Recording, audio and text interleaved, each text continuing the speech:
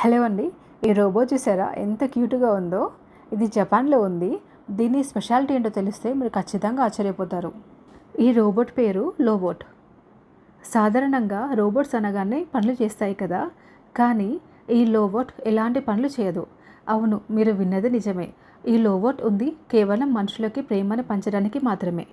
ఎలా అంటే, ఒక పెంపుడు జంతువు మనకి ఎలా ప్రేమనిస్తుంది, మన దగ్గర నుంచి ప్రేమని ఎలా పొందుతుంది, అలాగే ఈ లోబోట్ కూడా మనం రమ్మంటే వస్తుంది, పొమ్మంటే పోతుంది, మనతో ఆడుకుంటుంది, అన్నీ చేస్తుంది. దీనికి ఉండే సెన్సార్ వల్ల అది మన ఫేస్ని రికగ్నైజ్ కూడా చేస్తుంది. మామూలుగా మనిషిని హగ్ చేసుకుంటే బాడీ ఎలా వెచ్చగా ఉంటుంది, అలాగే ఈ లోబోట్ని హగ్ చేసుకున్నా మనకి అదే ఫీలింగ్ వస్తుంది.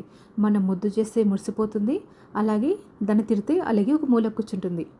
ఇంట్లో ఒంటరిగా ఫీల్ అయ్యే వారి కోసమే ఈ జపాన్ గ్రూవెక్స్ కంపెనీ వారు దీన్ని డిజైన్ చేశారు.